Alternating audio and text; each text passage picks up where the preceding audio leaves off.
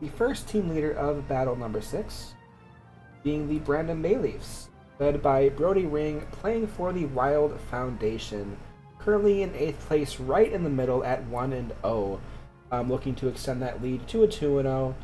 We see the OU Mons of this team having not been brought, or maybe even brought but not done anything. No, I don't think either of those OU Mons were brought last week. But the Ursaluna and the Hatterene. Ursaluna being, actually both of these Pokemon being potentially really, really terrifying. I haven't really seen Ursaluna's full potential yet, so I'm kind of curious to see if we will see it anytime soon. We see the UU Mons of this team being the Primarina and the Rotom Heat, the Primarina being stolen from the Mythical Mermaids, but having a 1-0 record currently. The RU Mons of this team being the Metagross, Salazzle, and the Flygon. Metagross being 1-0, the Flygon standing strong at 2-0. The NU Mons of this team being the Chansey, Gross, the Gigalith, and the Bombardier. The Chansey and the Gigalith each at 1-1. And the PU Mons of the Glaring Corsola, Poliwrath, Shedinja, and the Eldegoss. My boy Eldegoss, so this team looking to extend their record to a 2-0 against their opponents, the Nomad's Gambit, who was another team that was unfortunately a victim of a 6-0 sweep last time around. Nomad's Gambit, led by Nomad Ronan, playing for the Ronald McDonald House, currently in 14th place at 0-1. As I said, a victim of a 6-0 sweep last week, but trying to recover from that and get their first win this time around. We see the OU Mons of this team being the Blaziken and the King Gambit. Blaziken, I know personally, is a wonderful Pokemon with its speed boost potential, and the King Gambit not being played to its potential last week. The King Gambit being a really good late game sweeper with its ability, Supreme Overlord, I think is what it's called. But it was played as lead last time around. The UU Mons of this team, the Lucario and the Chestnut. Lucario, my baby, love you. And the Chestnut being the grass fighting type at 0-1, who has fallen to a couple of air slashes. The RU Mons of this team being the Alolan Sandslash, Blaze Breed, Paldean Tauros, and the Samurott. Sandslash and Paldoros each being at 0-1. Sandslash, of course, being another one of my babies from the PCL. I miss you. The NU Mons of this team being the Magneton, Cacturn, and the Kingler. The Kingler at 0-1 as well. And the PU Mons being the Lycanroc, the Golem, the Honchkrow, and the Frogadier. The Honchkrow being 0-1. Lycanroc being another one of my babies. This team stole 3 of my babies and I miss them. I think you knocked out the Metagross. Oh my gosh, you did. Did I just mess? I'm gonna have to double check all these. Oh my gosh. Yeah, no, Metagross is 1-1. I just didn't write it down right. You're right, Zekrom. Yes, Metagross is 1-1, not 1-0. This team has 3 knockouts against it. I'm sorry. That's the second mistake that was pointed out. I feel bad. But, yeah. So, Nomad's Gambit trying to get a win against the random Bayleefs. It is you, yeah. I messed up your team sheet. I'm sorry, and I'll fix it for next week. But, let's get into the starting lineups of these teams. The Brandon Bayleefs bringing the Gigalith, bringing the Hatterene and the Ursaluna this time around, which I'm kind of excited to see the potential of. We see the Rotom Heat, the Poliwrath, and the Salazzle. These 2 mods I was actually excited to see as well, and kind of excited to see them being brought out. I keep saying the same. I'm sorry. Nomad's Gambit, we have the floating Blaziken. Wait, why is the Blaziken floating above the rock? Anyway, the Blaziken, the Alolan Sandslash, the Samurott, the newly traded Magneton. I forgot to mention that Magneton was traded. The Cacturn and the Kingler. What was Magneton traded for? Braviary.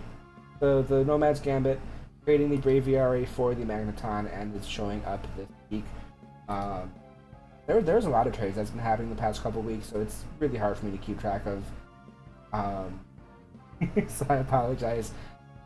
yeah, let's get right into this battle. Let's see the starting line or the starting mons of these two teams. The Brandon Bayleefs leading with the Gigalith, and the Nomad's Gambit leading with the newly acquired Magneton. The Sandstream being set up by the Gigalith. Magneton going for a Reflect right away to chonk out the Earthquake, the quad effective Earthquake. And the Light Screen then gets set up by the Magneton to, again, another Earthquake, but the Magneton of course survives the Earthquake and goes for the Volt Switch to crit the Gigalith and swap into the Blaziken. Stealth Rocks then being set up from this Gigalith, with the Sandstorm doing a little bit of chip damage to the Blaziken with the leftovers recovery from the Gigalith. The close combat though coming in, taking down the Gigalith, and of course dropping the Blaziken defense and special defense by one stage.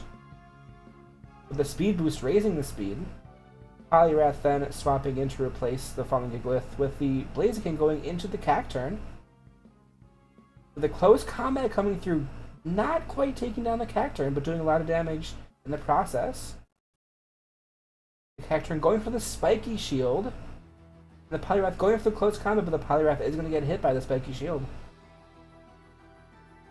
But the Cacturn stays in, it goes into... Stays in against the close combat from the Poliwrath. Blaziken then swaps back in, gets a little bit more chip damage from the Stealth Rocks, and then swaps into Rotom Heat to tank a Poison Jab. And the swap out from the Blaziken into the Alolan Sandslash. And the Rotom going for the Discharge. Does it get the Paralysis? It doesn't, but it does pop the balloon of the Sandslash. With the screens and wearing off, but the Overheat! Sandslash staying in against the quad effective Overheat, and the Sandslash falls. Samurott then swaps in to replace the fallen Sandslash, with the Volt Switch coming through from the Rotom. Going back into the Poliwrath, 3-finger Poly. While Samurott sets up the Rain Dance, but the Rain Dance is not good against a Poliwrath.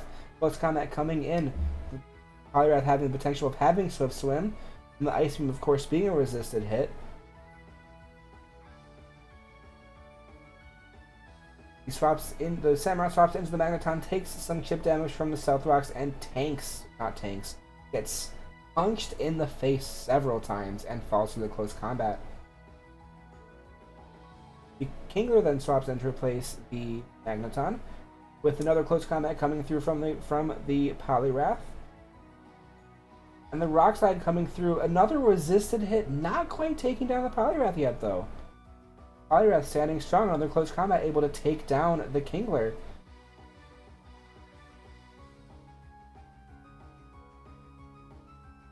The Blaziken then swaps in to replace it, but does the Poliwrath outspeed? You do not know because it swaps into Azula, I love that name, to tank a close combat from the Blaziken. Of course, the speed boost coming through as well. And the knockoff is able to take down the Salazzle and knock out its choice specs. Words, hello. Speed boost now bringing Blaziken up to 2x speed. The Rotom Heat coming in to replace it. Close combat comes through, doesn't quite take down the Rotom though. Blaziken taking a Discharge and getting knocked the heck out, leaving just this Samurott at low HP. Ooh, it doesn't quite get taken down by the Stealth Rocks though, but does it outspeed? It does not. The Rotom going in for the Discharge to knock out the Samurott, leaving the Brandon Bayleefs as the winners of battle number 6.